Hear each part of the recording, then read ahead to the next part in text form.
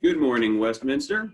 This is Jacob Bolton, Associate Pastor for Christian Formation. Starting off our Monday with our morning devotional. Last week, with me, we talked a little bit about origin stories, in particular my origin story, and I asked everyone to contemplate what theirs was. Today, we'll talk a little bit more about our collective, our universal origin story. But I need a little help from the families and the children of our church. Now, 2 weeks ago today, I posted a video in the private Facebook page, Westminster Presbyterian Church Families, where my daughter Mary and I, and with the help of all of our children, planted these. See these guys? These are small little lettuce sprouts. And just last week, they were seeds, or just 2 weeks ago, they were seeds. Look at them. They're growing. Isn't that beautiful? You see how they all kind of climb up, reach for the sky, and bend toward the light? Now, I've never really been a big fan, personally, of light imagery. I went to a small liberal arts college, Kalamazoo College, and actually our motto was Lux Esto, which in Latin means be light. But of course, the problem with being light and encouraging people to be light means that there's something wrong with the dark, that there's something not right with night. Now, as someone who has lived in New York City, and this applies to probably anyone who has ever lived in a relatively urban area, there's just a beautiful twilight that a city radiates.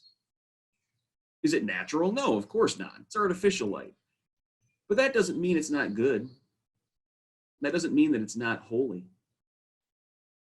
That streetlight aura, the ever-present dusk, twilight, moonlight, that glow.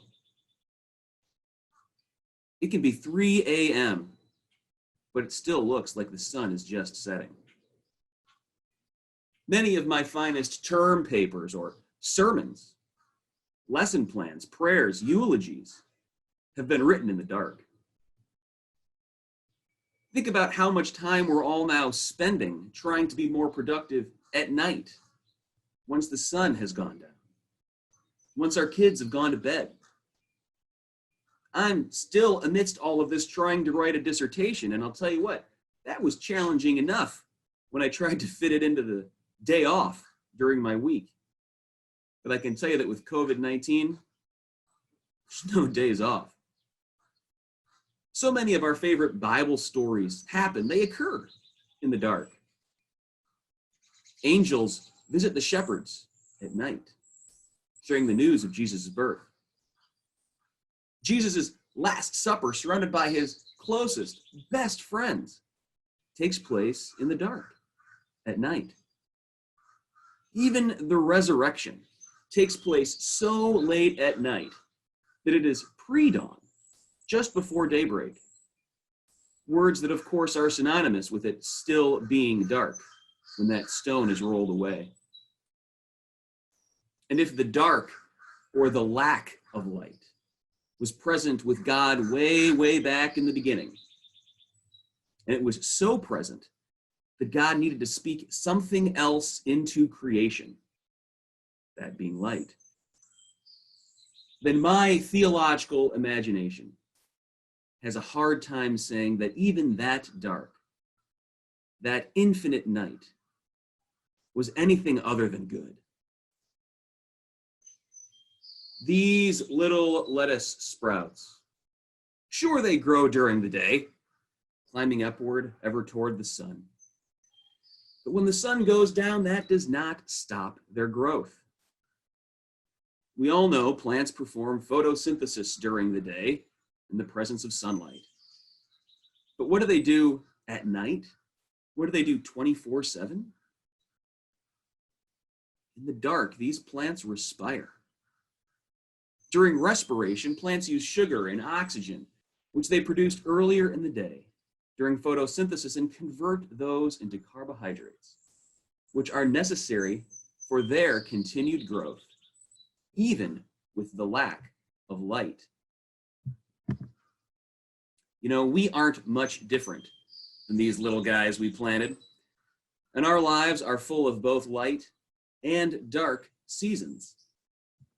Sure, this COVID-19 reality is a morbid season, one of tested limits, separation, of new ways, I'll say it again, of stretching our theological imagination. But is it a season of light? Or is it a season of dark? Well, friends, today that is for each of you to decide. And the good news is that we grow in our faith either way. Let me close by reading to you a verse from the hymn, Touch the Earth Lightly. It's hymn 713, so 713, found in our Glory to God hymnal, and was written by Shirley Arena Murray. Let there be greening, birth from the burning, water that blesses and air that is sweet, health in God's garden, hope in God's children, regeneration that peace will complete. Much love. Hold fast.